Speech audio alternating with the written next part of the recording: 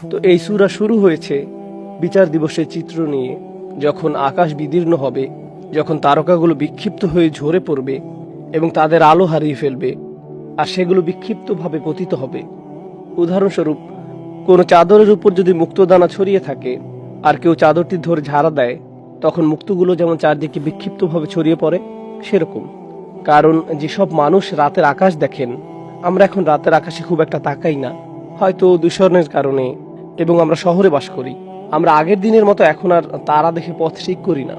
কিন্তু অতীতে যারা মরুভূমিতে পথ চলতো, তাদেরকে দিক নির্ণয় করতে হতো দিনের বেলা সূর্য দেখে অথবা রাতের বেলা তারা দেখে। যারা সমুদ্র অভিযানে বের হতো, তাদেরকেও এভাবে দিক নির্ণয় করতে হতো। তারা আকাশে তারা দেখে পথের দিশা পেত। আল্লাহ কোরআনেও এই ব্যাপারটা নিয়ে কথা বলেছেন যে তারকামণ্ডলী হলো মানুষের নেভিগেশন সিস্টেম। বর্তমানেও যদি পাইলটদের নেভিগেশন সিস্টেম নষ্ট হয়ে যায়, তাদেরকে এখনো তারকা দেখে পথ নির্ণয় করতে হয়। আপনি নেভিগেশনের জন্য তারকার উপর নির্ভর করতে পারেন, কারণ তারকাগুলো একটা নির্দিষ্ট জায়গায় থাকে। ঠিক যেমন সূর্যকেও আমরা একই দিকে উদিত হতে এবং একই দিকে অস্ত যেতে দেখি। পূর্ব দিক থেকে এর উদিত হওয়া স্থায়ী। সূর্যের উদিত হওয়া দিকে তাকিয়ে আপনি কখনো বলবেন না এটা কি উত্তর দিক নাকি দক্ষিণ দিক, কারণ দিকগুলো স্থিরকৃত।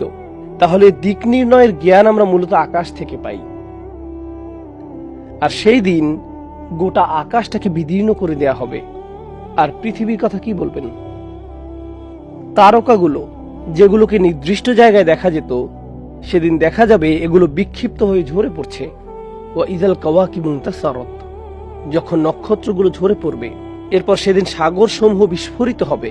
ফুজ্জিরাত, যখন মহাসাগরগুলোকে বিস্ফোরিত করা হবে। আমরা সুনামি বা এমন দুর্যোগের কথা জানি, কিন্তু এই বর্ণনাটা আসলে ফুটন্ত পানির বর্ণনার সাথে বেশি মানানসই, যেখানে তীব্র তাপে পানি ফুটছে আর পাতিল থেকে উপচে পড়ছে। ওয়া ইযাল কুবুরু বু'সিরাত, বা'সারা আসলে খুব ইন্টারেস্টিং একটা শব্দ।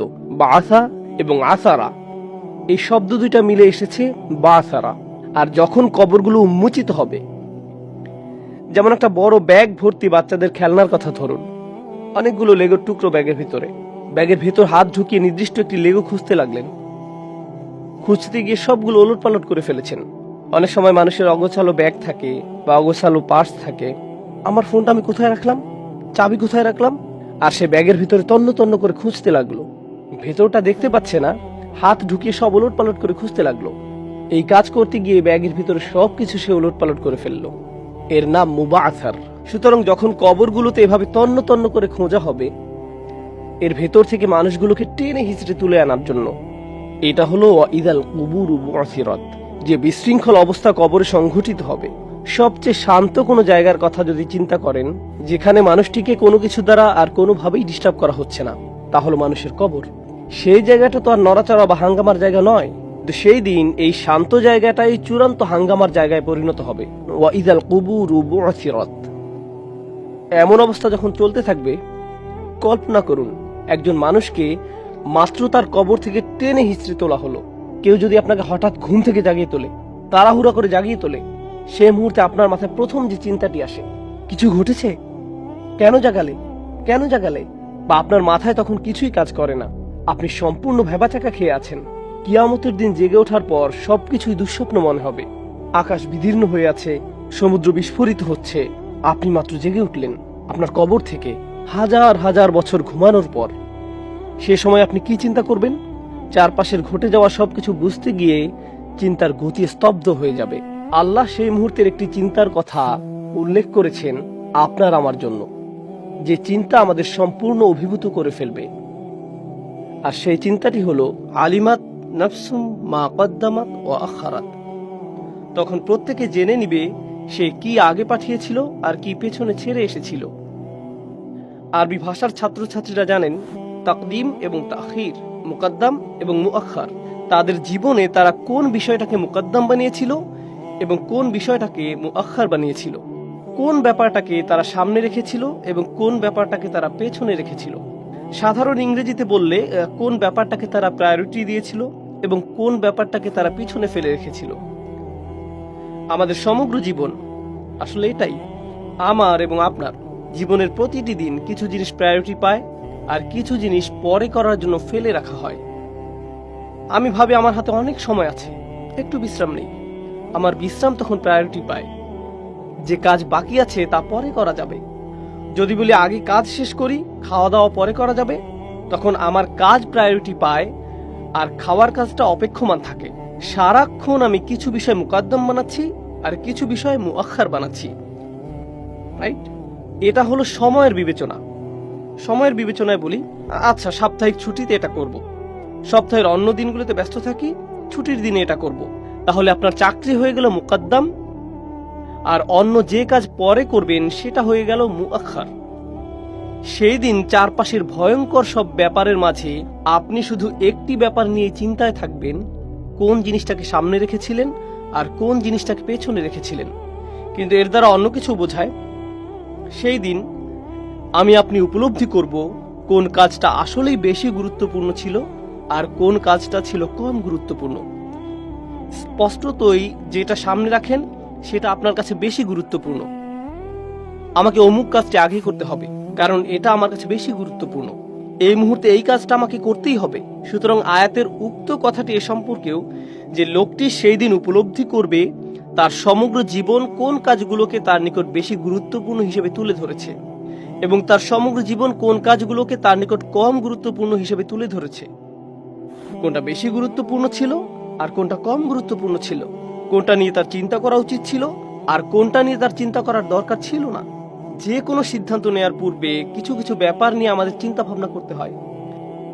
আর সহজ একটা উদাহরণ নিন, যেমন আহার করা। একজন মুসলিমের জন্য প্রথম চিন্তা হলো খাবারটা কি হালাল।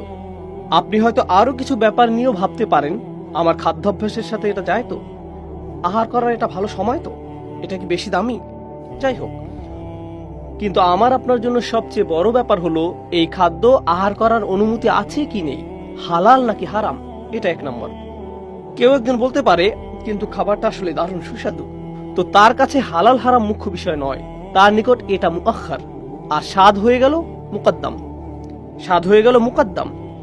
হতে পারে এই খাদ্যের স্বাস্থ্যগত ভালো কোনো উপকার নেই, কিন্তু স্বাদ অসাধারণ, তো স্বাদ হয়ে গেল মুকাদ্দাম আর স্বাস্থ্যগত উপকার বা ক্ষতি হয়ে গেল মুআখার।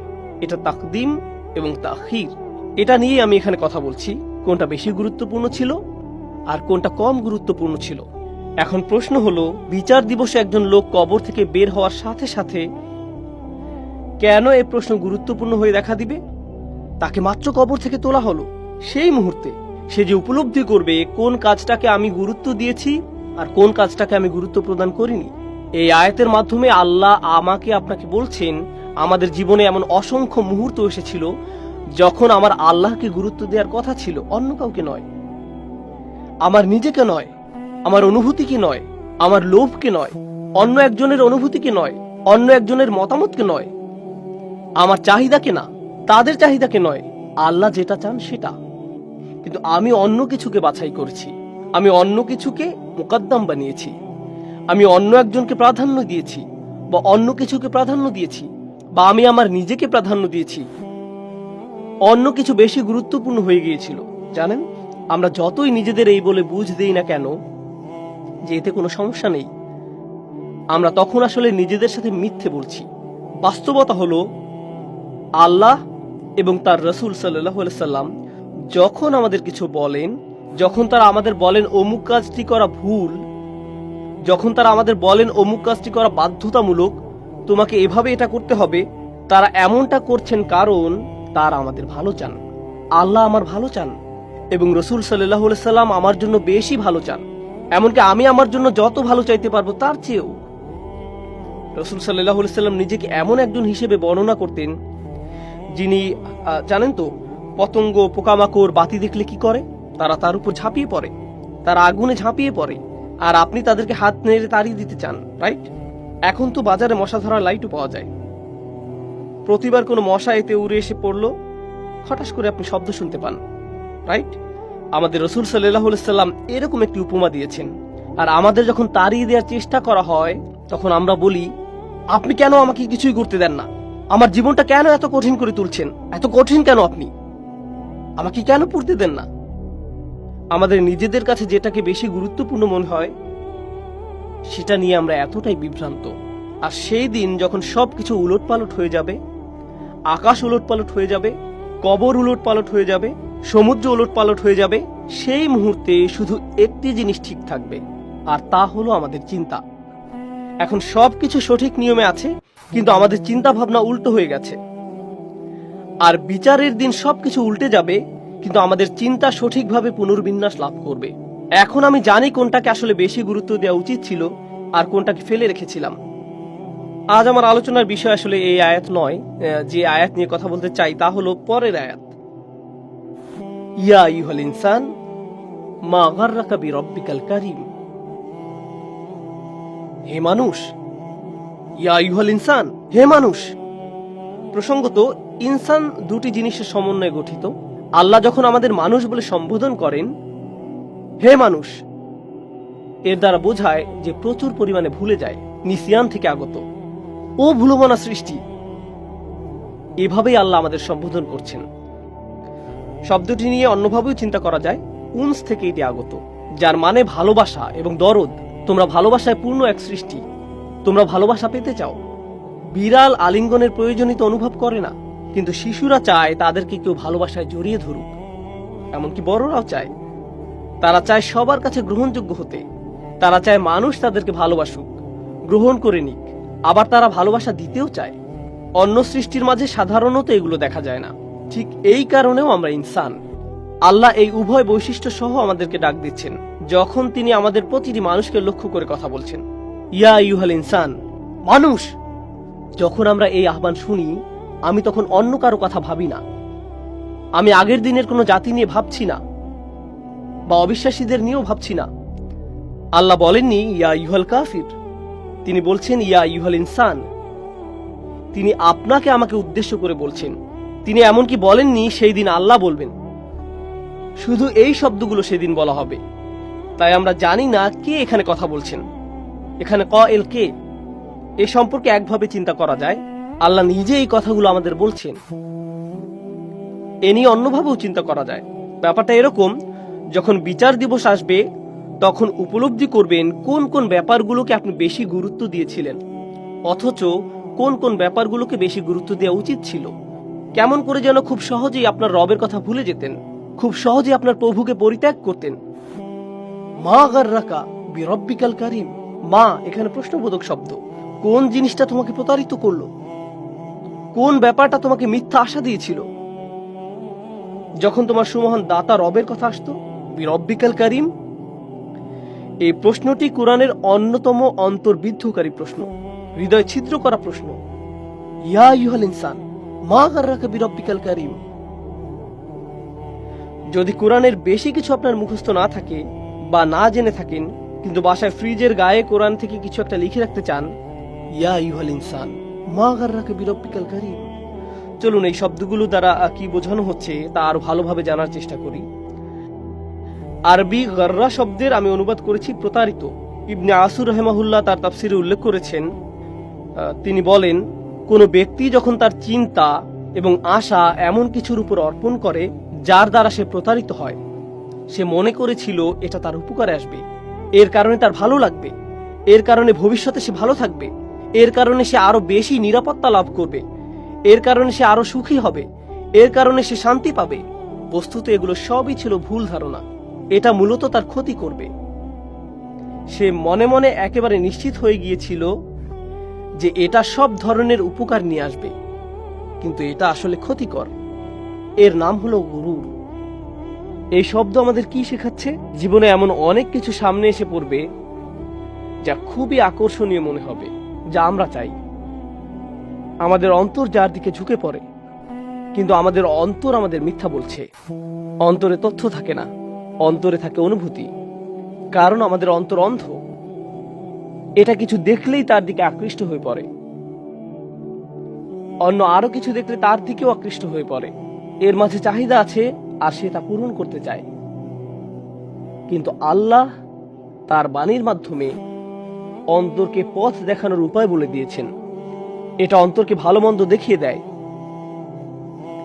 এটা অন্তরকে চিন্তা করতে শেখায়। আপনার অনুভূতিগুলোর কোনো দোষ নেই, কিন্তু যেদিকে এদের চালাচ্ছেন তা হয়তো ঠিক নেই। আমাদের অনুভূতিগুলো আল্লাহ প্রদত্ত। আপনি যা যা কামনা করেন আপনার তা কামনা করার কথা, কিন্তু যে পথে এই কামনাগুলো পূরণ করতে চাচ্ছেন আপনি নিজেকে প্রতারিত করছেন। মনে করছেন এতে শান্তি পাবেন, আর আল্লাহ যেভাবে আপনাকে পথ দেখান এটা এড়িয়ে চলার পথ। আর তিনি যখন চান আমরা যেন হারাম এড়িয়ে চলি, তা শুধু এই কারণেই যে আমরা নিজেদেরকেই কষ্ট দিব, অন্য কাউকে নয়। প্রথম শিকার আমি নিজেই হব, আমি নিজে, অন্য কেউ নয়। পাপ করার কারণে সবার আগে আমিই ক্ষতির সম্মুখীন হব। আর শয়তান এসে কি বলে? সে বলে, তুমি নিজের প্রতি এত কঠোর কেন, এত হুজুর কেন তুমি, এত ইসলামিক কেন তুমি, তোমাকে এমন হতে হবে না।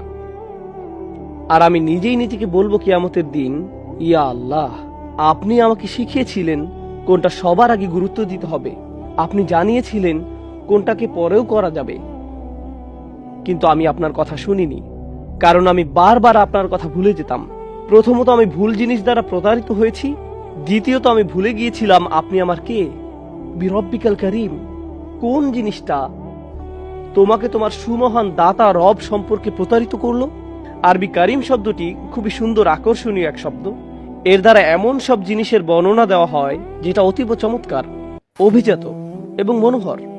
তাই যে ঘোড়ার সবচেয়ে বেশি রেশমি চুল আছে, যার গায়ের রং সবচেয়ে সুন্দর এবং স্বাস্থ্যকর শরীর আছে, আরবীয় ঘোড়া, সত্যিকারের আরবীয় ঘোড়াকে তারা কারাম বলে অভিহিত করত।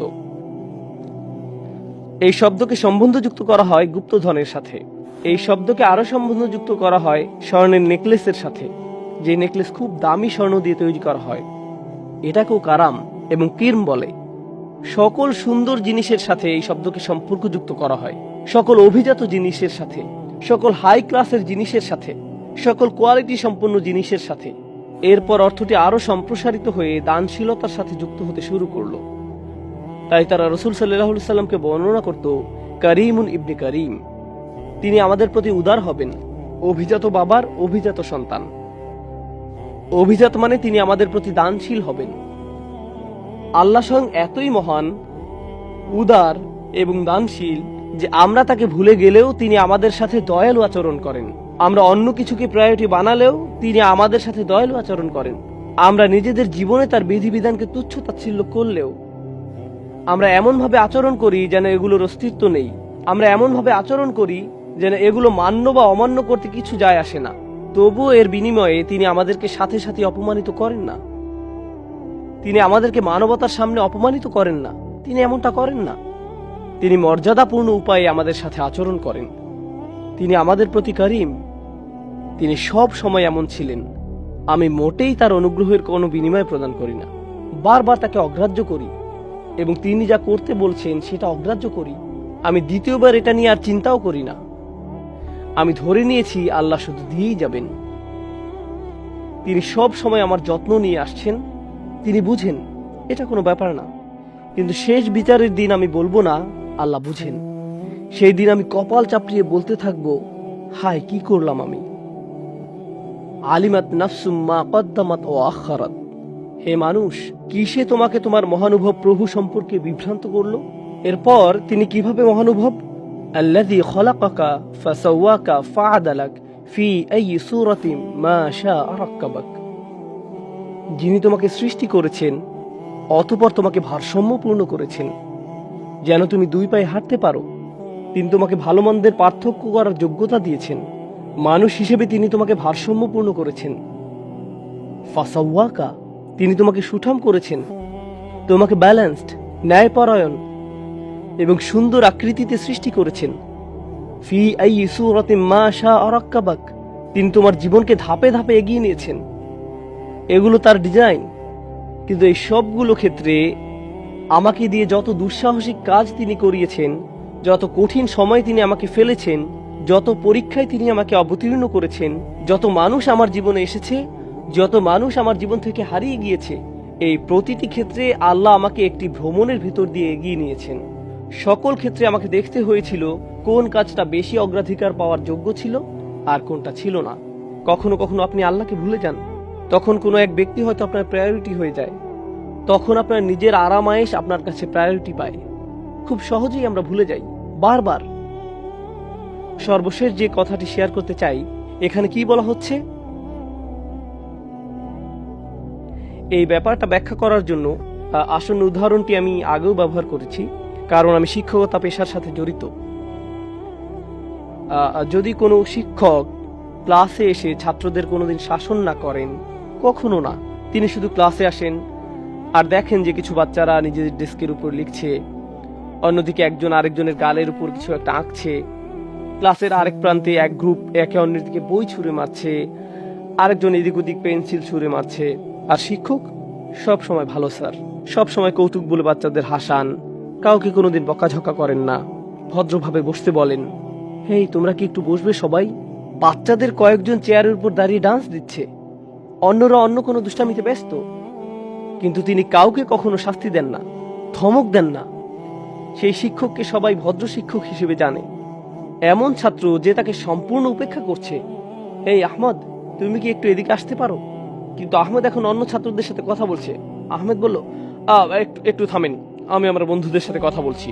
শিক্ষকের দিকে ফিরে বলছে, একটু থামুন টিচার, আমি আমার ভিডিও গেম কতটুকু এগিয়েছি তা আমার বন্ধুদেরকে বলছি এখন। এতক্ষণে অন্য সাধারণ একজন শিক্ষক হলে কি করতেন? ওই ছাত্র এতক্ষণে পরবর্তী ঈদের জন্য কোরবানি হয়ে যেত। কিন্তু এই শিক্ষক, তিনি নরম স্বরে বললেন, ঠিক আছে, তোমার কথা শেষ করো, তুমি যদি একটু এদিকে মনোযোগ দিতে আমি খুব খুশি হতাম। এটা তো অঙ্কের ক্লাস, প্লিজ একটু মনোযোগ দাও। না না, আমি জানি এটা অঙ্কের ক্লাস, আমি বুঝছি, আপনি কি আমাকে বিরক্ত করা বন্ধ করবেন? একজন ছাত্র এভাবে আচরণ করছে, কিন্তু শিক্ষক এর বিপরীতে শুধু ভদ্র আচরণ করে যাচ্ছেন, উদার আচরণ করে যাচ্ছেন, মহৎ আচরণ করে যাচ্ছেন। যদি শিক্ষক হিসেবে এমন আচরণ করতে থাকেন, তখন কি হয় জানেন? মানুষ একেবারে আপনার গায়ের উপর এসে পড়বে। এই শিক্ষকের ভদ্রতার সুযোগে সবাই একেবারে তার গায়ের উপর এসে পড়ছে, এমনকি বাচ্চারাও। যদি এমন আচরণ অব্যাহত রাখেন, তখন ছাত্ররা মনে করতে শুরু করে তাদের কিছুই হবে না, তারা মন্দ ব্যবহার করলেও, কারণ তিনি খুবই দয়ালু। অন্যদিকে আরেকজন শিক্ষক আছেন যিনি কড়া মেজাজের মানুষ।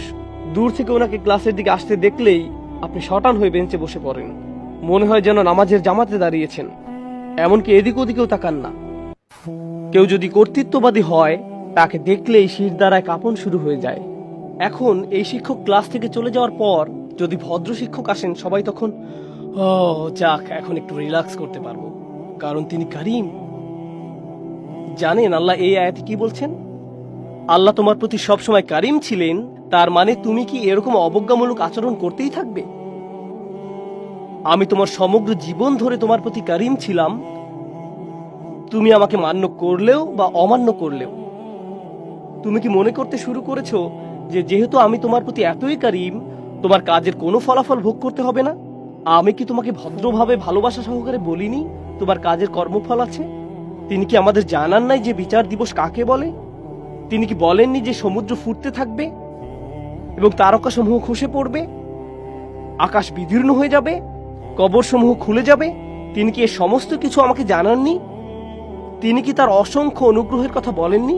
তিনি কি আমাকে একেবারে ঝাঁকি দিয়ে বলেননি?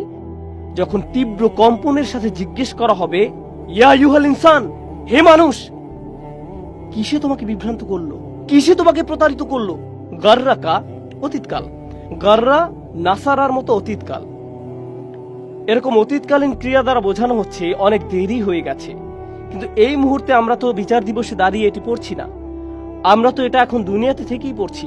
সুতরাং আল্লাহ আমাদেরকে ভবিষ্যতের একটি চিত্র দেখাচ্ছেন, যেটা কিয়ামতের দিন ঘটবে, কিন্তু এখনই এই মুহূর্তে তিনি আমাদের এটা জানার সুযোগ করে দিয়েছেন। সুতরাং বর্তমানে যদি ভবিষ্যতের কোনো চিত্র দেখতে পান যে এমন একটি দিন আসবে যেদিন আমি উপলব্ধি করব কোনটাকে আমার বেশি গুরুত্ব দেওয়ার দরকার ছিল, কিন্তু আমি সঠিক সিদ্ধান্ত গ্রহণ করিনি, এরপর আমাকে বলা হবে কোন জিনিস তোমাকে প্রতারিত করলো তোমার মহামহিম পালনকর্তা সম্পর্কে, সাথে সাথে আমার হুঁশ হবে এবং উপলব্ধি করব যে কিয়ামত এখনো সংঘটিত হয়নি, আমি এখনো এই দুনিয়াতে আছি, এই মুহূর্তে আমার অবস্থান এখানে, শেষ বিচারের ময়দানে নয়। জানেন তাহলে এখন প্রশ্নটির অর্থ কি? নিজেকে প্রতারিত করার জন্য কোন কোন জিনিসগুলোকে আমি বারবার সুযোগ দিয়েছি সুদূর অতীত থেকে আজ পর্যন্ত? তা কি ছিল নিজের জীবনের সাথে সংশ্লিষ্ট কিছু মানুষ, নিজের কামনা বাসনা, নিজের লোভ লালসা, নিজের স্বার্থপরতা? নিজেকে প্রবোধ দেয়া মিথ্যাগুলো কি ছিল সেটা নিজের ভিতরে? সেটা কি ছিল নিজের ভেতরের কোনো ঘোর তামাশা? কি ছিল সেটা যেটা আমাকে বহু দূরে প্রতারিত করে নিয়ে গেল? নিজেকে পরিবর্তন করার সময় এসে গেছে। এই ধরনের আয়াতগুলো আমার আপনার জন্য জীবন পরিবর্তনকারী আয়াত। যাই ঘটুক কোনো ব্যাপার না, নিজেকে পরিবর্তন করার এই ভ্রমণটা যত কষ্টকরই হোক না কেন, আমি প্রস্তুত ইয়া রব। কারণ আমার সমগ্র জীবন ধরে আপনি আমার প্রতি যথেষ্ট কারীম। আমি এর জন্য প্রস্তুত, কারণ আমি চাই এই উপলব্ধিটা আমার এখানে হোক, শেষ বিচারের দিনে হওয়ার পরিবর্তে। আমি বরং এই উপলব্ধিটা এখন চাই। আমি পরোয়া করি না এতে যদি আমাকে কাঁদতে হয় বা অন্য কাউকে কাঁদতে হয়। আমি পরোয়া করি না এটা যদি আমাকে অসন্তুষ্ট করে বা অন্য কাউকে করে। যদি এটা মদ পানের আসক্তি হয়, আমি আজকেই ছেড়ে দেব। আমি পরোয়া করি না এতে যত কষ্টই হোক। এটা যদি নামাজ মিস হয়, আমি এখন থেকে নিয়মিত নামাজ পড়ব। আমি পরোয়া করি না এর জন্য যদি আমাকে তাড়াতাড়ি ঘুমাতে যেতে হয়। যদি হারাম কিছু আমি অনেক দিন যাবত করে আসছি, আমি এই হারাম ছেড়ে দিব। আমি পরোয়া করি না এতে কে ক্রুদ্ধ হলো আর কে অসন্তুষ্ট হলো। এটা যদি হারাম ব্যবসা হয়ে থাকে, আমি ওই ব্যবসা ছেড়ে দিচ্ছি। এর নাম অগ্রাধিকার প্রদান। আর যখন এভাবে প্রায়োরিটিতে পরিবর্তন নিয়ে আসবেন, আল্লাহর ব্যাপারগুলোকে অগ্রাধিকার দিবেন, তখন দেখবেন আপনার নিজস্ব সত্তা এবং আশেপাশের মানুষেরা এই পরিবর্তনের তীব্র বিরোধিতা করছে। আমি ওইটাকে মুকাদ্দাম বানিয়েছি আর অন্য সবকিছুকে মুআখার। ওইটাকে আমি সবার আগে রাখবো আর অন্য সবকিছুকে পরে। আলিমাত নাফসুম মা কদ্দামাত ও আখারাত। আমার এবং আপনার বরং এমন মানুষদের অন্তর্ভুক্ত হওয়া উচিত যারা এখনই নিজেদের প্রায়োরিটি ঠিক করে নেয়। নিজের মাঝে সেই মনোবল তৈরি করুন, আল্লাহর বাণীতে সেই শক্তি খুঁজুন। এজন্যই তো আল্লাহর বাণী আমাদের সামনে আছে। আমি আমার নিজেকে এবং আপনাদের সবাইকে স্মরণ করিয়ে দিচ্ছি যে আমাদের আমলের দরজা এখনো বন্ধ হয়ে যায়নি। অতীতে যে ভুলই করে থাকেন না কেন, যে পাপই করে থাকেন না কেন, তওবার দরজা এখনো খোলা আছে। আল্লাহর কাছে ক্ষমা চান।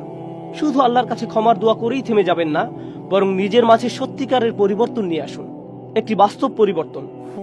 আল্লাহকে দেখান, নিজেকে দেখান যে কোন কোন ব্যাপারগুলোকে আপনি সবার আগে গুরুত্ব প্রদান করেন। অন্য কারো নিকট আপনাকে কিছু প্রমাণ করতে হবে না।